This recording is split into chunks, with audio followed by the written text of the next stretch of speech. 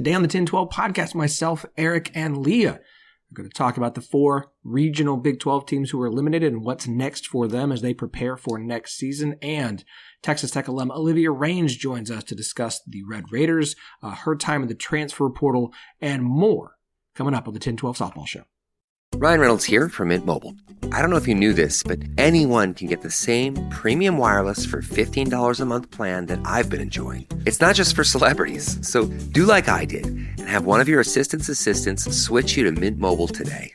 I'm told it's super easy to do at mintmobile.com/switch. Upfront payment of $45 for 3-month plan, equivalent to $15 per month required. Intro rate first 3 months only, then full price plan options available. Taxes and fees extra. See full terms at mintmobile.com. USAA knows dynamic duos can save the day, like superheroes and sidekicks, or auto and home insurance. With USAA, you can bundle your auto and home and save up to 10%. Learn more and get a quote at usaa.com/bundle. Restrictions apply.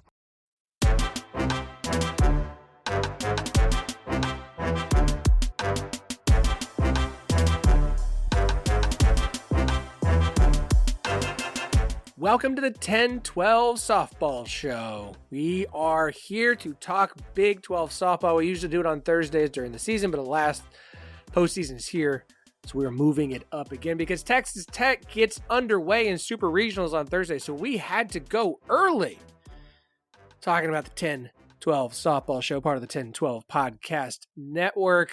Of course, partners of Sports Social, Europe's biggest sports podcast network. You can find every show in the 1012 Network at 1012network.com. Joining me as they do every week here for one of our final episodes of the season. That makes me all emotional. She is the trash talk queen of the 1012 Network. She is the mother of the Cycloneers. She is Coach Glenmore's third favorite person. She is the Quad Cities queen. She is another title that I gave her last week or the week before, and I've already forgotten what it is. She is Lea Nelson. I was wondering how long you're going to continue to go, but yeah, it's sad that it's one of our last shows, but how crazy is it that we're already almost to the World Series? Time flies when you're having fun is all I got to say. The season did go quickly, it felt like. It did. Really did. It did. And I really want to know, as a man who covers this sport year round, what his thoughts are on the how quickly the season has gone. He is the voice of UCF softball, and one illustrious half of the End of Circle podcast, and one of the preeminent voices when it comes to Big 12 softball. He is Eric Lopez. It is good to be here. It has gone by quick. I could have sworn I was getting ready the other day to start opening weekend tournaments, but no, the season's blown fast. Yet, Lea Nelson's hair looks exactly the same like it did when the season started. Thank you. No stress there, none at all. It's just the season gets going, and it just makes it that the oils are natural, the glisten is there. Meanwhile, my hair has gotten grayer. My hair got grayer with this season covering UCF, whereas Leah's just perfect hair. I don't understand. Hey. No stress. Mine's grayer, but it's not because of softball. Now, this season maybe, but I would chalk it up more to the girls than the cowgirls. Look, we have a guest who will be joining us shortly. If I tell you who it is, she won't make it. So we'll just save it. I'm that paranoid. I'm that superstitious, okay? I don't even want to say it and tease it yet. I don't like ever teasing guests until it's like the recording is in the can. But we're going to save our Texas Tech and transfer portal chat for that. But let's look back at the teams that made it to the postseason. Only one is left standing, Texas Tech, heading to Tallahassee to face Florida State in Super Regionals with a chance to go to Oklahoma City. That starts on Thursday. But let's start instead with Arizona, the only other Big 12 team who was able to host, made it to the second regional final game against Ole Miss, but came up short and got sent home. Ole Miss going on to play Arkansas instead. When I wondered, not because of anything to do with Arizona, the team, but because you looked at the as we talked about the record, the 5 previous years, the 13 seed was the one that was most likely to get upset. It happened to Arizona. I'm a weird person about when it comes to trends, okay? not about Arizona, because I still can't believe Arizona actually lost to Ole Miss twice at their home stadium. I expected more from them and more from Devin Netz and more from Arizona all around. But that also in 2 games looked like the Arizona team that we saw pop up every once in a while throughout the season, oftentimes on Sundays, where the team just didn't seem to quite show up. The same team wasn't there that we saw on a Friday or a Saturday. I'm a little disappointed. I think it was a good year for Arizona overall, but I think the fact that they didn't even make it out of their home regional has got to be disappointing for the Wildcats and the Wildcat fan base. Yeah, I don't think that's any question about that. That was, to me, the biggest disappointment, really, from a Big 12 standpoint. I mean, they're almost, they don't lose regional games there. Like that's snapped a lengthy streak as far as regionals, not talking super regionals, and to have Ole Miss and their assistant coach Nancy Evans, who's former Arizona great, come in there with her pitching staff and outpitch you. That's disappointing if you're a Wildcat fan. Not to mention, Arizona's pitching just wasn't good enough this year. It just was inconsistent, and it was kind of exposed in this regional.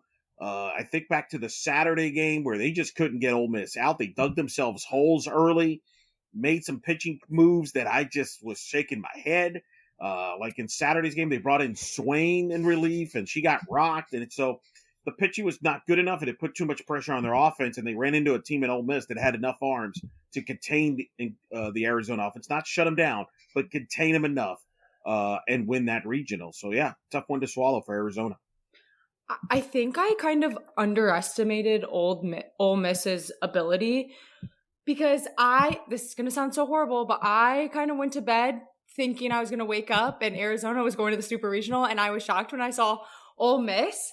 And obviously they're a great team. I saw them play against Iowa State earlier and competing against Arizona, but like Eric said, Arizona dug themselves in a hole way too early on in each of those games. And I think they're used to being able to like allow their offense to work and get them out of those holes. But like Ole Miss is not a team that you can do that against. And like as the season goes on, these teams like know what is at stake. They know what's, everyone's trying to get to a super, everyone's trying to get to the World Series. So I think they kind of I think Arizona as a whole underestimated Ole Miss, and obviously it kind of bites them in the butt now that they're sitting at home. Yeah, it leads to an interesting look. You mentioned the pitching this year, Eric, and again, we Devin Netz being Player of the Year in the Big 12, both for what she did in the circle and what she did in the box, but it was Devin Netz, and you look across the Big 12 in a lot of cases, it was Devin Netz, and let's see if anyone else can throw a few innings worthwhile for Arizona this season. It's going to be really interesting this offseason to see what Arizona does, because obviously Devin Netz is gone. Also now, 3 Arizona pitchers are in the portal. Sydney Summerdike, Brooke Mannon, and Aisa Silva, who was their ace 2 years ago when everybody was injured.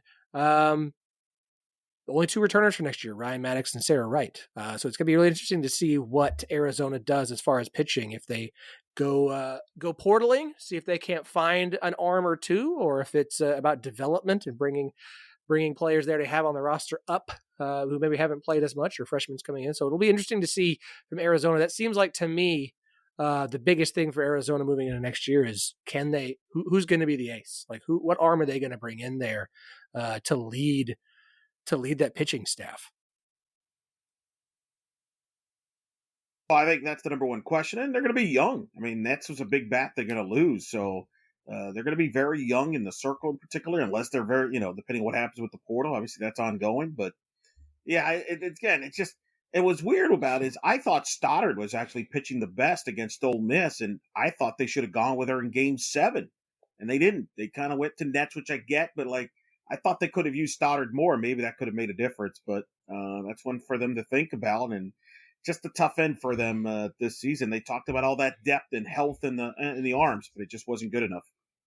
And how about Aaliyah Binford, by the way? Aaliyah Binford makes the move to Ole Miss, has her best year offensively, pitched well as well. Boy, just think about that. If she stays at Baylor, maybe Baylor's a tournament team. Maybe Ole Miss doesn't advance to the Super. Welcome to college athletics softball 2025, a difference maker there. What could have been? What could have been? All right, it's time to talk a little bit of Texas Tech, and we'll talk transfer portal with our guest. I didn't name her because I just wanted to make sure. I'm a pessimistic and paranoid person. Joining us to talk about the Red Raiders, a former Red Raider herself, Texas Tech alum Olivia Rains. Olivia, welcome to the 10-12 softball show. Whatever the occasion, effortless elegance is right this way. Because Hilton brings you new ways to stay courtesy of the Nomad London. And it doesn't stop at award-winning dining in a space draped in velvet and illuminated by vintage chandeliers. No, this day goes beyond with unparalleled personalized service and attentive hospitality. Oh, and did we mention the Nomad London can be booked using your Hilton Honors points at Hilton.com? Hilton, for this day.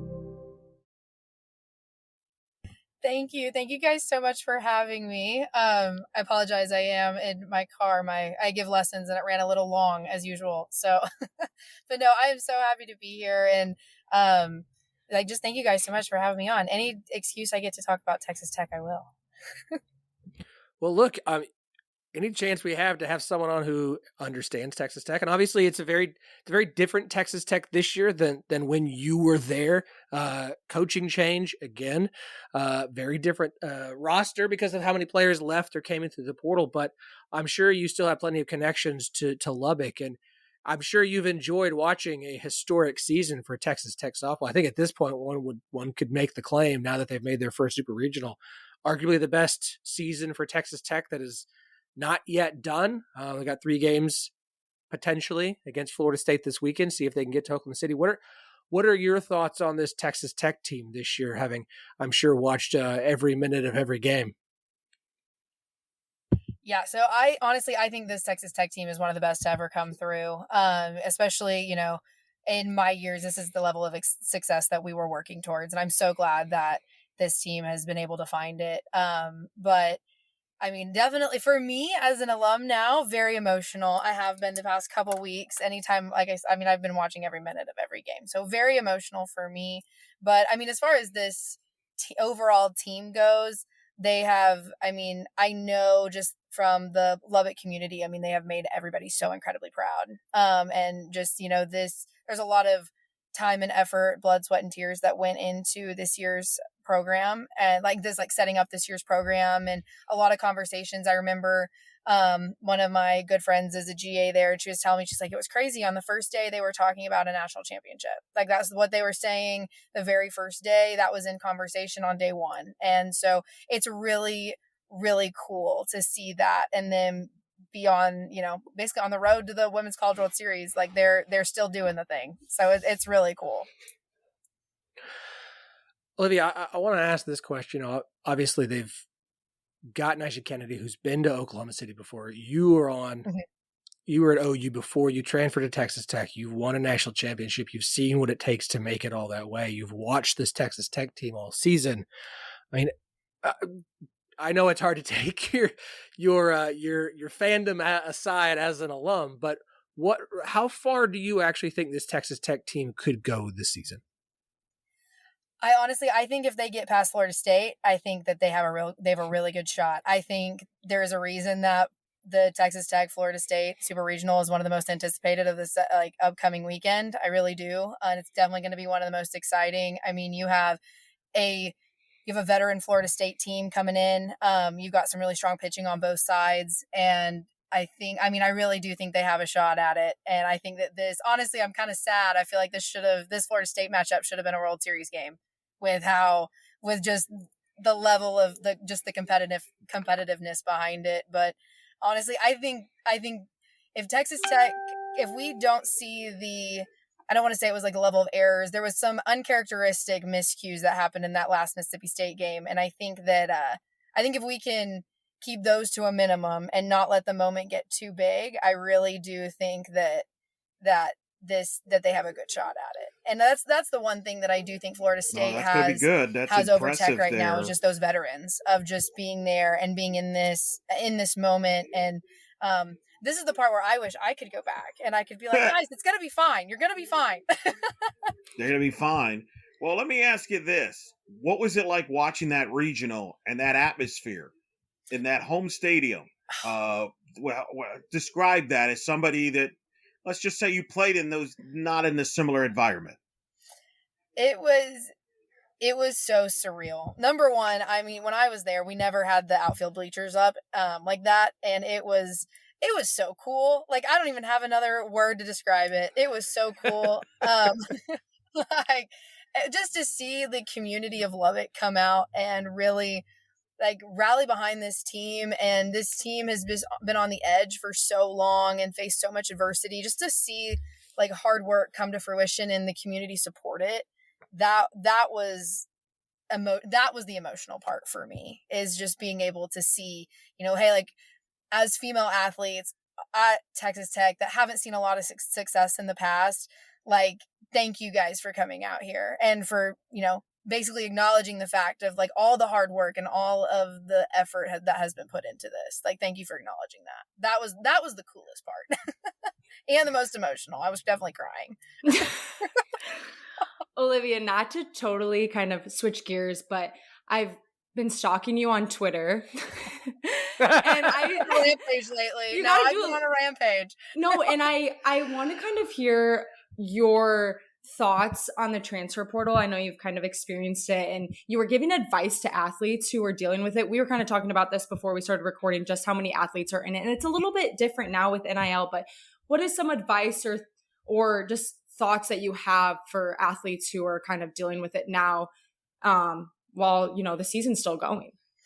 Right. I put out that list just because I've actually had a few athletes that, obviously I didn't play with them. They were a lot younger than me. But that, I would give pitching lessons to and be a little bit of a mentor to. And some of those athletes now are in college athletics and they're transferring, and they've asked me for some guidance just because they know how, I mean, it's a crazy time whenever you're in the transfer portal. And I will say my experience was a little bit different. I entered very late, had to wait till season was over. The very last day of season was over. So it was one of those things where it's like the kids that are getting in there early, I do hate that I've seen like people say like, oh, wait, you need to wait to get your name in. You need to like all of this stuff. Like, no, like if you're ready to go, get out there, get your name out there. And I guess the biggest thing that I didn't really put on that list was, like find a mentor that understands softball, that has, relative softball connections, who's probably not a parent, that unless your parent is very well connected within the softball community at the level that you want to play, find almost that mentor, that travel ball coach that, really like, invested in you personally, and lean on them and really like let them guide you, use them to kind of get where you're going. I had some amazing travel ball coaches that really stepped up during my transfer. Mike Stith and we called him Coach Nick. So Coach Nick. But they really were the ones that like I piggybacked off of them because I had no idea what I was doing. I'd never been through this before. And it's scary.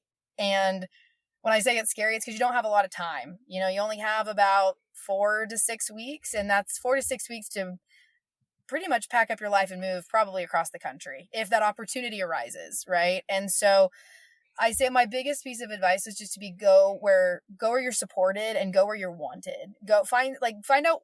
You need to understand what your goals are for transferring, and those goals can be personal. We don't have to get into super big detail about those, but go where you're wanted and where your goals align. One of my biggest things for when I was going through my transfer was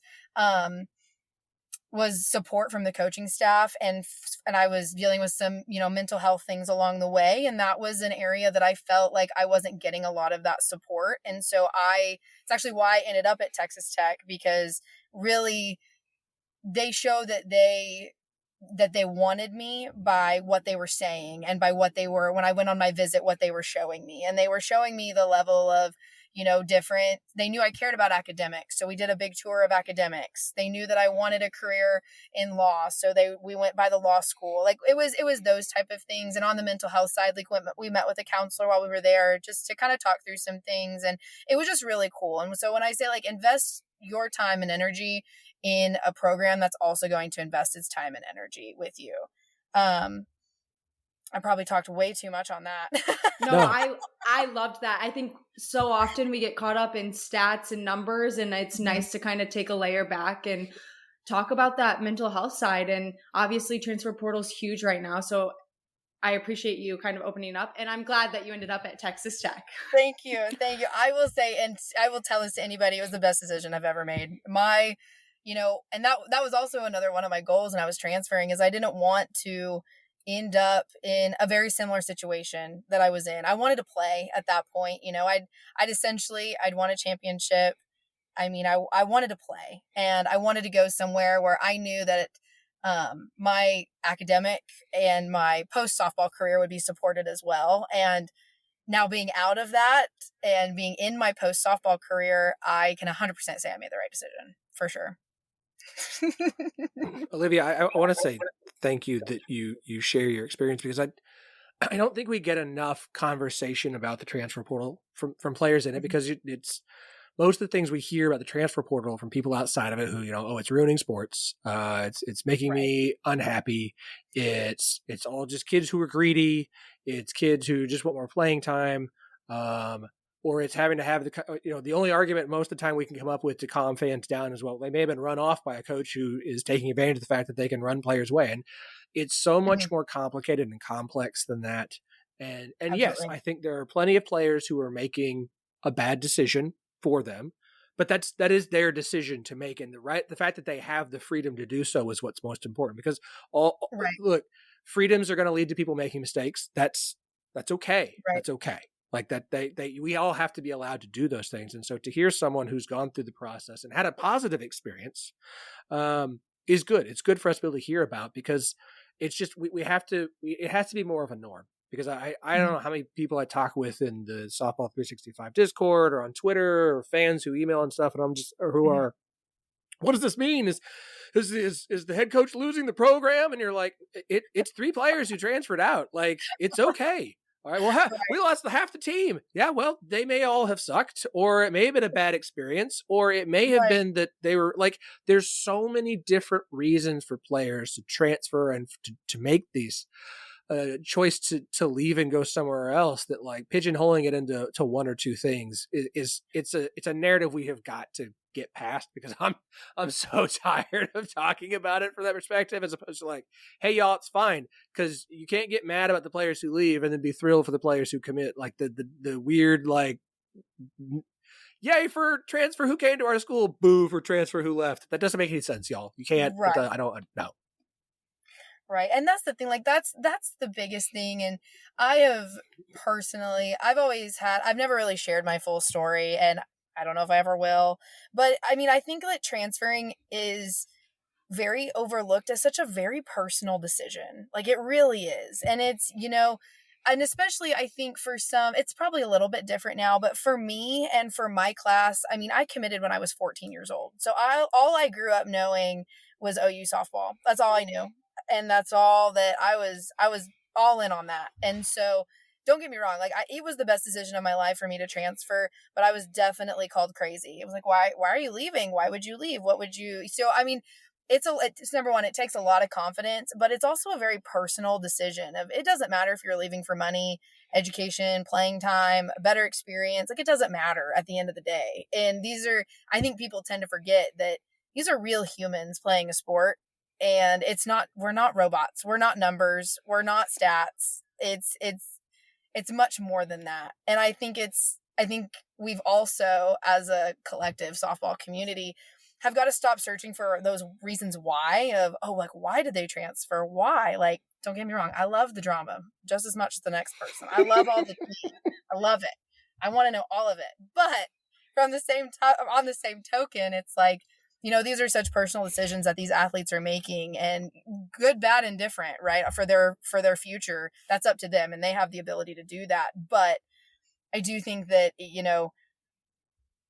it is such a personal decision to have to go through, especially when it's one of those things where, like, it's a dream school, and that's all you've grown up knowing.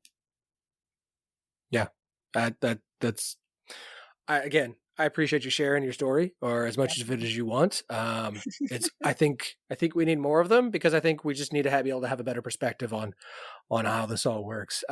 Olivia, I will ask you this on Texas Tech and Florida State, which gets underway on Thursday. I love that they have made. Love there's always two series that are the Thursday, Friday, Saturday, and I'm glad they've chosen Texas Tech, Florida State, because man, I'm glad it's going to get the attention. And from the Big 12's sake, I hope Texas Tech wins, because the Big 12 needs the positive vibes. But looking at this series, what do you think are some of the key players, key matchups, and just things that Texas Tech needs to do if they want to get out of Tallahassee and go to Oklahoma City? I think Tech needs to keep doing what they're doing. And kind of like what I said earlier, I think if they don't let this moment get too big, if they stay within themselves and they rally together and they communicate and play as, one whole, I think that they're going to do really great.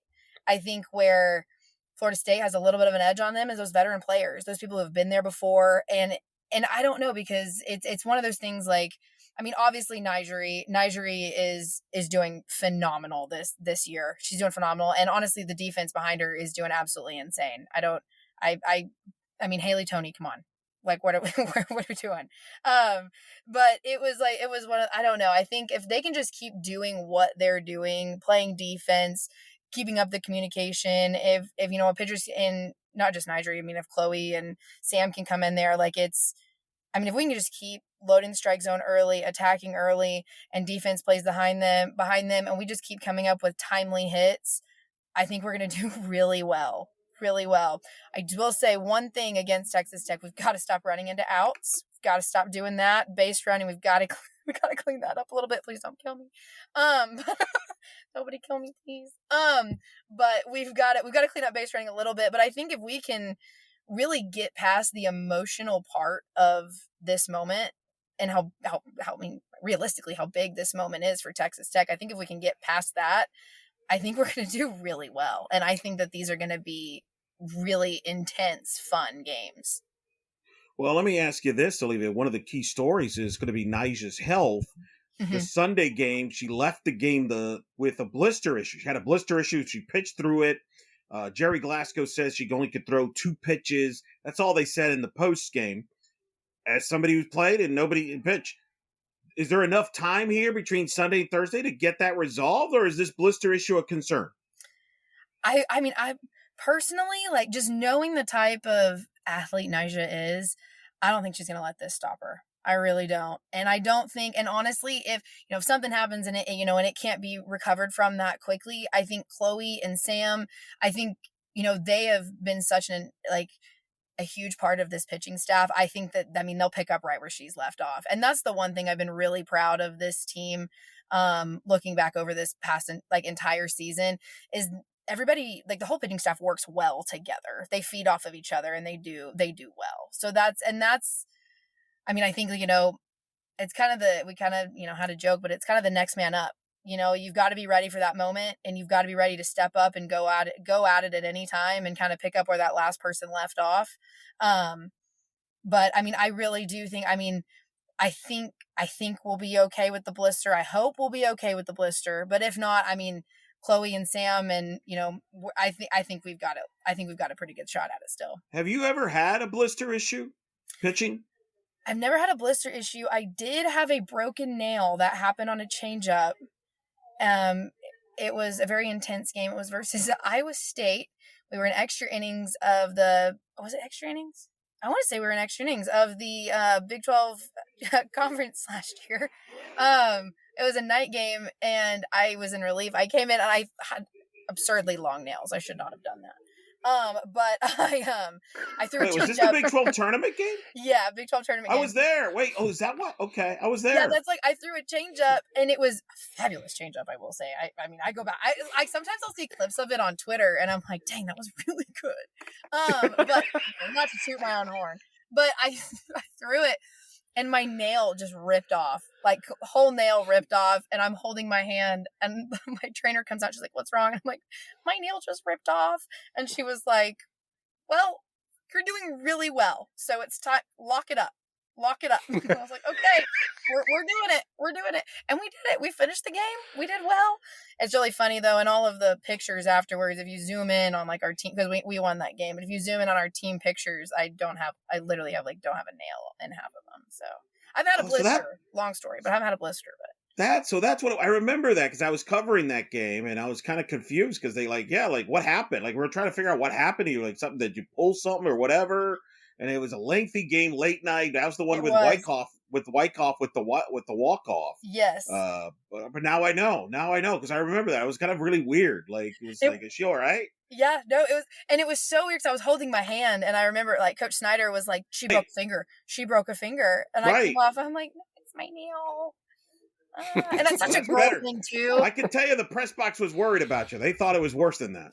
No, it was a nail. And I know like it was such a girl thing too. And I hate that it was that, like it's such a girl thing. But I mean, don't feel bad, Olivia, because Eric and Phillip, if you guys have never broken a nail, that is so painful. It could honestly be comparable to a broken finger. So I don't really hurt. It split in like the middle of my nail too. Like it was bad. That's tough. It was tough, but we got through it. So I was told my exact words were lock it up. So, okay. We locked it up pretty quickly. I'm just doing what I'm told to do. Oh man.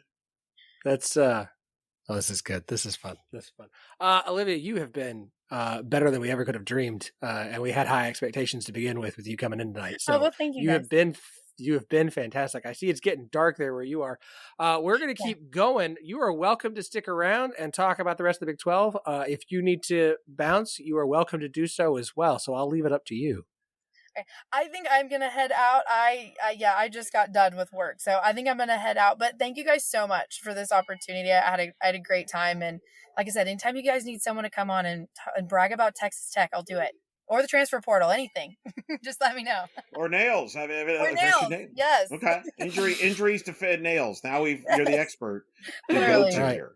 It's good. It's good to have a catalog of things. Okay, we had a broken fingernail from a pitcher. All right, call Olivia. She can come on and talk about that again. Olivia, you have been awesome. This will not be, if it's up to me, this will not be your last appearance here on the show. So thank you again so much for your time. Awesome. Well, thank you guys so much. You guys have a great night. All right. Well, that was fantastic. Broken nail. Who'd have known? Leah, sounds like. So, how many times did you get hurt a nail while you're playing? No, never when I was playing because I never had long nails because I knew I've seen one too many horror stories of girls with long nails and the ball hits it or something and then there's blood.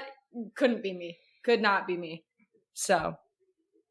All right. Very good. Well, I've never had a nail injury either in the broadcast booth yet, so I'll let you know. Well, let me know if that ever happens, and you'll know how painful that is. I had an ingrown toenail one time, but I don't think that's quite the same thing here. So we're gonna still painful. Speaking of things you've got to see, that would be the AUSL, who's going to be taking pro softball across the country all summer long, and you do not want to miss out. Absolutely incredible. You're going to want to see it. Devin Netz is going to be part of this league. So is Lexi Kilfoyle. And they are going to be playing in Wichita, Kansas, Round Rock, Texas, Seattle, Norman, Oklahoma, North Carolina, seriously across the country. So go to theausl.com. Go check out the schedule. Buy yourself some single game tickets for whatever teams are coming nearest you. Use the promo code 1012 TEN12. Get 10% off single game tickets. Y'all, if you like softball, and if you're listening to this podcast, I have to assume you like softball, or you're just a Big 12 sicko like I am. In which case, welcome, 1012podcast@gmail.com. Let's chat. But theausl.com, you can find single game tickets there. Make sure you use the promo code 1012 TEN12. Get 10% off those tickets. Enjoy the AUSL this summer. All right, let's move on to Arizona State. Finding a new job is stressful. But with Indeed, it doesn't have to be. Just fill out your Indeed profile with your skills, experience, and desired salary. The more you fill out, the better your matches will be. And hearing from hiring managers will be 2 times more likely. Relax. That's your Indeed profile sending opportunities your way. Indeed, the world can work better. It was a team who was going into what was a tough regional and turned out to be a tougher regional than even I thought, because it wasn't San Diego State who was the lower seeded team that was a team everyone struggled with. It was Santa Barbara. Like, Oregon, no, not Oregon. UCLA came out of that one. Sorry, I got Oregon, Stanford in my head. Oregon came out of their, now I'm saying Oregon again. UCLA, there it is, survives their regional. Tough in for Arizona State. I will note before we talk about their regional performance, big news for them. We'll save that in a second. Eric, what were your thoughts on Arizona State out there in LA? Well, it was a tough regional. I mean, two tough losses, losing to San Diego State by a run in extra innings on Friday. Where they had the lead in the seventh, Kenzie Brown gives up back-to-back homers in that ball game. Then you lose that marathon game against Santa Barbara. Interesting, this is the second year in a row that the 4 seed in the LA regionals made the regional final. So you're better. 4 seeds, for whatever reason, have better luck than 2 seeds in the LA regional. So look, tough to end that way. Just didn't get their offense going.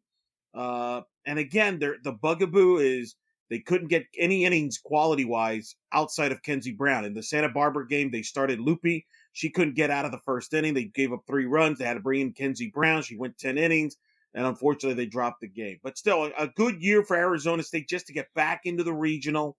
And I think they have some nice young offensive talent. The big question is going to be the pitching depth. But they are, as of tonight, as of we record this Tuesday night, they did get some good news, Phillip, that will help them for 2026 with Kenzie Brown. This is where we're at, Leah. Players announcing that they're staying in college. And that is what Kenzie Brown announced on her Instagram to announce that she is coming back at Arizona State. And in fairness, there were always a lot of rumors during the year about Kenzie Brown. So I think that's part of the motivation why she announced it. And I'm sure she was told to she probably was told, or at least got an idea. Hey, can you let everybody know so people could shut up already? But big for Arizona State to get her back next year with the young offensive talent that they have. Now what Megan Bartlett has to do is she's got to find some pitching behind her, because it caught up with them at the end here, not just at the Big 12 tournament, but here at the regional.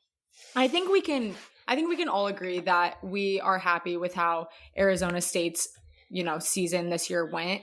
I know I was pleasantly surprised, and I don't think anyone kind of thought they were going into this regional to lose to San Diego State and UC Santa Barbara. I know I didn't, but I'm not too much to be upset about. And back to Kenzie Brown having to announce that she's staying, crazy, but I totally get it, because she was probably getting DMs, mentions on Twitter, Instagram, anything and everything asking her what her plan is, because she's such a solid, amazing player that she probably just had to announce it to get everyone off of her back. And I don't blame her, but huge win for Arizona State for her to stay. And it just feels good, because a lot of times you see these players who have great seasons and then they instantly go right into the transfer portal and hoping that the grass is greener on the other side. And it's not always the case. So I'm pumped to watch her continue as, a Sun Devil. And, I've thought about this a lot this past week of, in college football, we talk about, year ones and year zeros and those kinds of things. And for Megan Bartlett, your year one at Arizona State, you have a mass exodus of talent when you take over from Tricia Ford. And then year two, a mass wave of injuries that derails your season.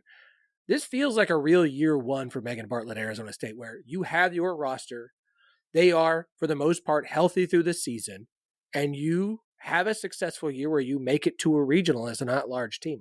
As a kind of a year one for her, I mean, in all honesty, based off of being able to just have a team and stay healthy, I think it was a success and one they could definitely build on with Kinsey Brown. As you said, Eric, they need to get some pitching depth there. They definitely want to see if they can get the offense to continue to develop.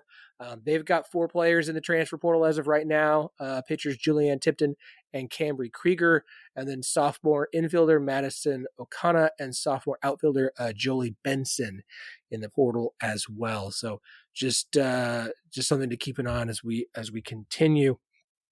UCF, the team we need to talk about as well, Eric. We said on the podcast before regionals that making a regional final would be a successful postseason for a young UCF team. And that's exactly what they did. Made it back to the regional final against Texas, put up I think a pretty good performance. The offense obviously just couldn't bring a run across, but they got some hits. They had opportunities they couldn't take advantage of. But for a young UCF roster to go to Austin, take a game from Michigan to get to that regional final after losing to Michigan again in game 1, I think you have to be excited for UCF and what they have in front of them if they can continue to build off of this season. 100% agree. It is the 7th time in the program history they've been to a regional final. It's only the 2nd time they've done it out of the losers bracket when you lose that first game, to back up your point there. And it's the first time they've been to a regional final since that magical 2022 year. And so I think this has been one of Coach Bear's best jobs that she's done when you consider the youth on this team. Lost the greatest senior class ever in the history of the program, 11 seniors. It was a roller coaster of a year, ups and downs. I mean, remember when Iowa State swept UCF? That was the low point. And not because Iowa State was bad or anything. It was just that I'll never forget when UCF came back, beat Arizona in that series, that high, where everybody's like, whoa, what is going on here? Then they lost to Arizona State. And Coach Paul Malone, I could tell, was very agitated based on her answer she gave me in game interviews. And in fairness, it was me, so maybe that was just because it's me. if it was Phillip doing the in-game interview, maybe she would have been in a better mood than me. So maybe in fairness, it was my fault on that. But in all seriousness, I talked to her after that weekend, and she just knew that this team was still like struggling. They're still young. They weren't communicating. They didn't know who they were. There was no like leadership being, talkative stuff. And she's, I remember she told me it's going to get worse before it gets better. And I'm thinking, what are you talking about? What does that mean? Well, then the following weekend, they got swept by Iowa State.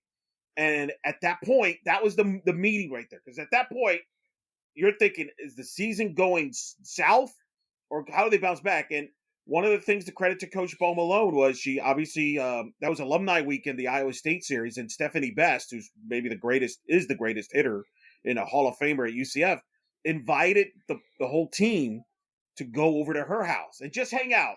And Coach Bo Malone agreed with it. It's like, let's go. Let's not think about softball. Let's get away from softball. Let's go over to Stephanie Best. They have a big pool and slide. And all of a sudden these players were having fun and they were communicating. And Coach Bo Malone is telling them, why don't you just do that on the softball field? And, you know what I mean? Like slide. And Leah's smiling. So I think she can relate to this. So I want her to comment on this. And the next game, UCF knocked off Florida, shut them out, and they really changed the whole season around. They went from 4-8 to 12-12. Won their first Big 12 tournament game, and then you mentioned it, to outslug Michigan 10-8 to get to that regional final was incredible. Yes, they ran in. I mean, Texas is just one of the best teams in the country. They have a ton of experience. It was a big ask, but overall, massive success. 15th season in 24 seasons that UCF's won 35 games or more, and 5 straight NCAA tournament appearances. And they've got, on paper, I know we're recording Tuesday night, they should have a good chunk of this roster back. Like, I would go conservatively 75%, could be higher, depending on that goes. And if they can keep that nucleus, this to me is a top 25 team next year and a team that can contend in the Big 12 on the top half of the league. But Leah, that's what it took to turn that season around. And you were smiling. I was telling that story because as an athlete, you can relate to that a little bit, don't you? There had been so many times when we were struggling, and you can make so many adjustments and you can have so many practices, and sometimes it's just not softball. Like, you just have to take a step back, laugh, be together as a team and not talk about the sport, because your whole life literally revolves around the sport as a college athlete. And it can get so exhausting. It can get so emotional. And sometimes it just takes taking a day off, having some fun, hanging out with some of your best friends, your teammates, and then coming back on the field and realizing, okay, like really this moment isn't too big. We're just playing catch, hitting the ball, and suddenly the sport, you're reminded how much fun it is and why you started playing it in the first place. It seems crazy, but I've seen it work a million times. I know it worked for us. Some of the craziest things that we did where we were having like some of our worst games, and we would get to practice and we would get to play kickball or wiffle ball. And a lot of times our coaches reminded us, like, play like you're playing wiffle ball in the backyard with your older siblings. Like, you left it all in the grass. You went so hard. You didn't want anyone to win, and you were having a blast while doing it. And so just a reminder that the sport can be fun. And so it makes me happy. I love hearing that story, Eric. I'm glad you shared it because I can relate. And I know that that was probably a big reason why UCF started doing so much, like so better. So, well, words are hard. Words are hard, but no, but they started communicating. Yes. They started communicating better on the field, which is what Coach Bo Malone wanted, and they were playing more freely. Right. And highlighted by that incredible comeback against Stetson, where they were down 11-0, came all the way with like 6 outs away from getting run ruled, came all the way back to win that game. And they were just a different team. It wasn't perfect, but that's what you expected, up and down with the youth. But yeah, I think Coach Bo Malone just is ecstatic. Like I said, if they keep 75% minimum of this roster together, and I think they will, but I think it could be higher than that. But I'm just being conservative because, I mean, who knows what the heck in this day and age. And, obviously the pieces, Isabella Vega is obviously a freshman top 10 finalist for national. And then in the circle, you got, the talented Easy Mertez and Beth Damon, their freshman, Sierra Humphreys, just a sophomore. Like, they got their whole entire infield slated to come back. And they're going to still be aggressive in the portal. Knowing Coach, she'll try to add a starter with experience to go along with the young pitching that she's got coming back. She'll probably try to add an experienced bat. She already had an addition in the outfield she got in the portal last year, but redshirt. It was the outfielder from Marshall. So which is how she thinks. That's why I think in this era, Coach Bomo knows how to adapt and prepare for everything that you have to in this era.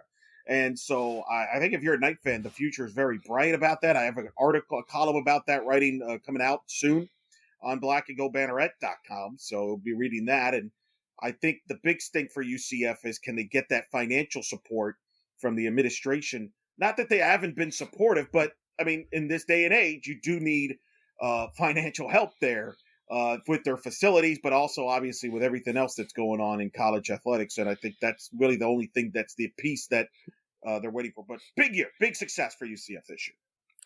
Yeah, the financial side of things, I think anymore in non-football and basketball is less about administration and more about, are there some alums? Is there an interested party you can find who wants to come in and spend? Because I think that's what's really happening when you get to the Olympic sports. They're not non-revenue. I hate the term non-revenue. The Olympic sports, like, it's really a matter of, do you have someone who has a passion for this? That's what happened with Texas Tech. That's why they have Niger Candidate. That's why they have Jerry Glasgow. They had people who wanted to spend money on Texas Tech softball. Oh, they sure do. I hung out with them in the booth. They were next to me. In the Big 12 tournament, I had a booth. They had a booth at the championship game. Leah, see, if you were there, man, we could have mingled with these people. I know. And I'm just saying, and Leah, I'm just saying, you might have been taken care of. That's all I would say. You might have been taken care of. Leah, I'm sold. You could be like working for Texas Tech softball now. Oh my. I mean, I'm just saying. And listen, we'll get to more Texas Tech whenever the season ends. But trust me, Texas Tech is far from done. And we'll get to that more. That's exciting. That's called the tease. Well, it might be exciting to you. Might not be exciting to others. That's exciting to Big 12 fans. Yeah. We'll get to that more down the road with Texas Tech. But yeah, look, if you're UCF, exciting year. And hopefully they keep this core and I think they'll add to it. And I think I really do believe, and I'm sure we'll do a preview of next year whenever our last episode is. But I think UCF now will be in the top half going into that next year. Last thing we got to talk about before we get out of here. Oklahoma State went to Arkansas. You were 2 outs away from advancing to a regional final, starting 2-0, and it all fell apart. Ruby Malin was not great in the regional, in the circle for Oklahoma State this weekend. I dare to say Riley Crandall looked like everyone thought she would when she got to Stillwater. She's finally gotten healthy. Ruby Malin has announced on Twitter that she is coming back next year. I think that's big for Oklahoma State to have her back for another season. But to be in that position, you think Oklahoma State's finally got it figured out. They've got Arizona or Arkansas down, and then to allow Arkansas to tie it up and then walk it off in extra innings. I mean, congrats on the NCAA record for 12 runs in an inning before a single out. That was fun. But their season comes to an end earlier than it has in quite some time under Kenny Gajewski, and we're already starting to see some of the transfer portal entries for Oklahoma State, though. Talon Edwards, the biggest one. Michaela Work, I think, a big name as well. The other two are Tara Vanderwater, who's a freshman, and Taylor Anderson, who is a freshman in 2024, who left earlier in the year, so she didn't play with the team this year. But it is an interesting offseason for Oklahoma State. The offense took a step back this year. Obviously, in the circle, it was all Ruby, and I think at a certain point through the season, as good as Ruby was, she's going to have to continue to add to her arsenal. And even with 7 incoming freshmen, what's Kenny going to do in the portal? Because I think that's going to be big to try and bring in some talent for this roster, especially offensively. And the fact that your entire left side is gone defensively, most of your outfield is gone defensively. There's a lot of holes on this roster to fill, despite how much is still coming back as far as starters go. So it's going to be a really interesting offseason for Oklahoma State, given how short they fell from expectations coming into the year. Sometimes, as I always say, regional championships are on Sundays. I would argue the Fayetteville Championship Regional was Saturday. And Oklahoma State had them. They had a 5-1 lead. They outplayed them in the Saturday winners bracket game. And they let it go. Arkansas chipped away. I think they had a home run in the 6th and then tied them with 3 in the 7th. Made the pitching change from Crandall back to Malin. There was a defensive miscue there. And in a lot of ways, this was Oklahoma State 2025. They showed you, they teased you, they showed that promise. They're like, hey, this is the team, watch out. And then just inconsistent offense, inconsistent pitching, some question defense. It just didn't gel.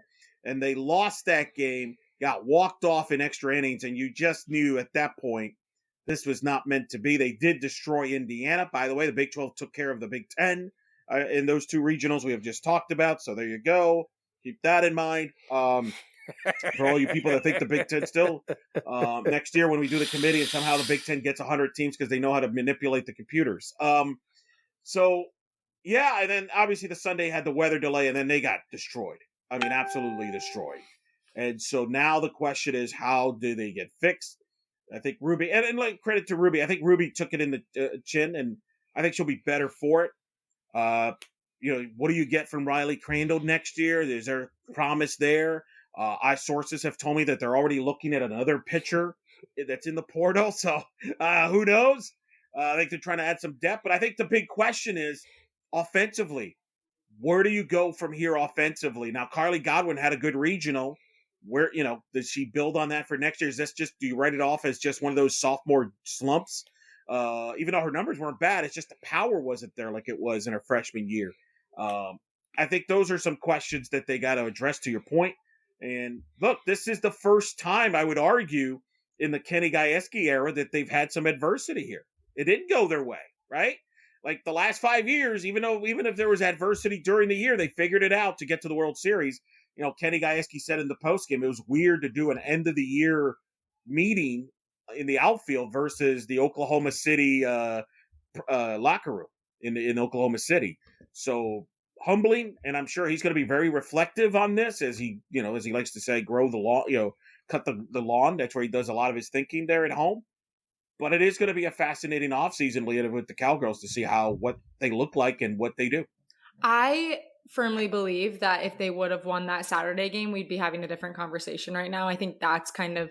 You mean Phillip would have been a much better boot? Yeah. I think he would have been a lot happier. And you would have been the one that was right, that was rooting for Oklahoma State. But yeah, I wish we were having a different conversation, but I think this is really good for them. I think Oklahoma State year after year has been able to kind of glide through regionals and supers, and I think they're used to consistently winning and, you know, overcoming adversity and figuring it out when postseason arrives. And this year's a little different. And I think that this will allow them to kind of reflect, sit back, and have some people really step up in this offseason and then really lead next year. I think that's kind of what they lacked, is someone to really be able to lean on when things got tough.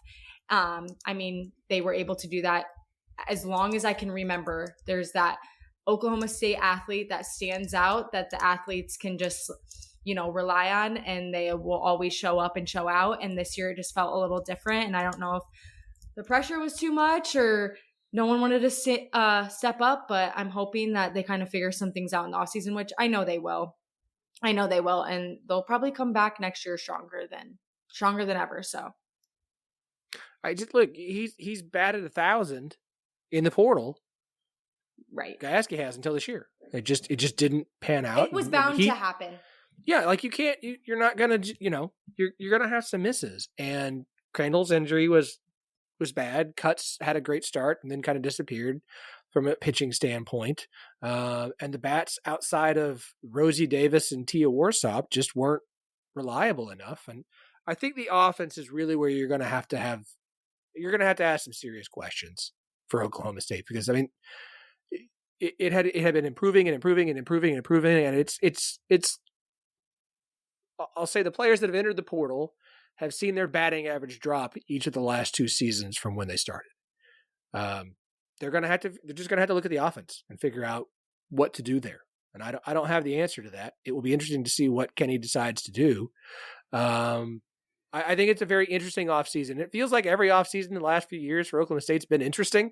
They've had to replace a star pitcher. They've had a prominent player leave into the portal, or he's decided to shake up the coaching staff, or he's brought, like every year, it's never seems to just be a calm, normal off season in Stillwater. And so I doubt we should expect another one of those. I doubt we'll see one this off season as well. So a lot to keep an eye on there.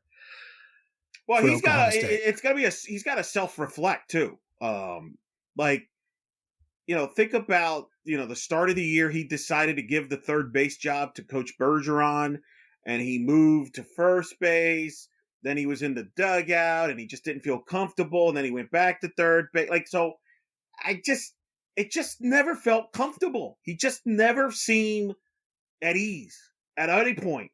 And he's got to think about why. What did I do? He's the type, to his credit, that will look in the mirror before he just throws the player under the bus. And Absolutely. I think he's going to look at himself and say, what did I do? What could I have done better? What do I need to do? What's best for me? Is this?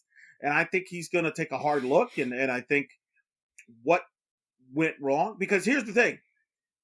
The Big 12 is going to get a lot harder next year. And we'll like I said, I keep teasing stuff. I think the Big 12 next year is going to be incredible, much stronger than this year. With the personnel. Right. Well, and that's the thing, but it does, there's the light is on. Like I was on Big 12 radio, and I'm like, listen, as good as, this was a good year, but next year is really the year that it's going to be strong. And I mentioned it, UCF's going to be really good. Like, this was the year to get UCF.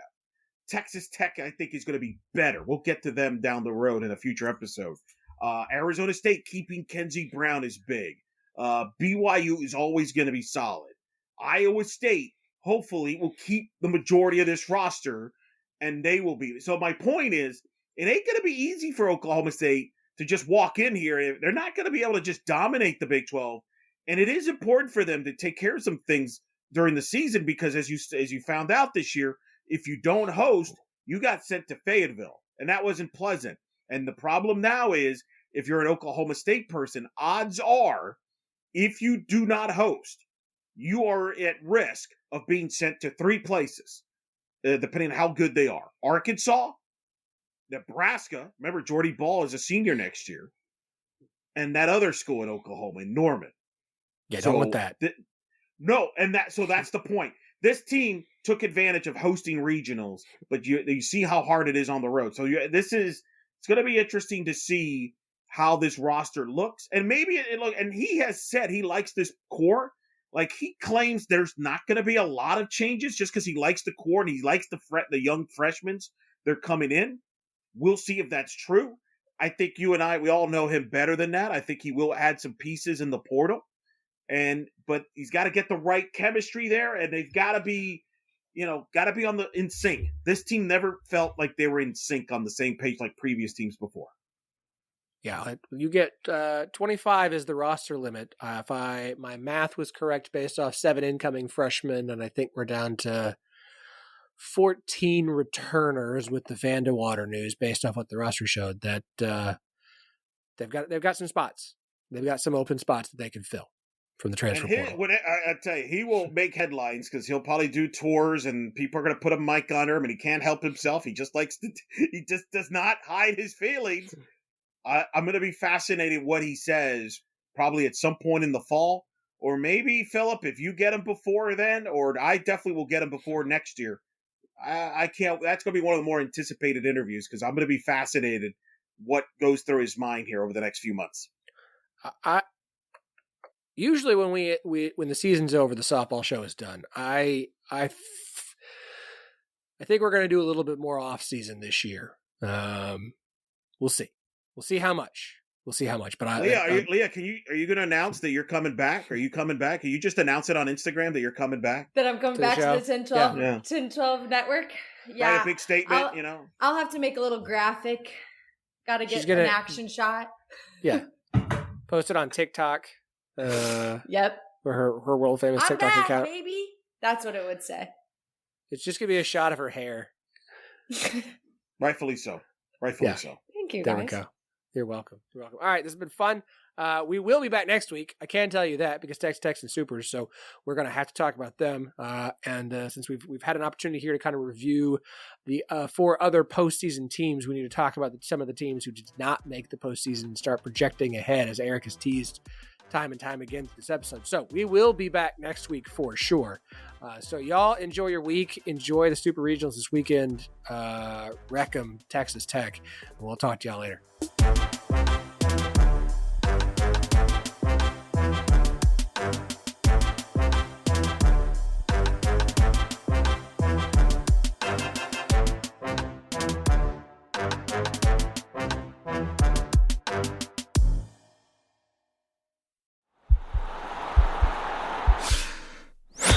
This podcast is part of the Sports Social Podcast Network.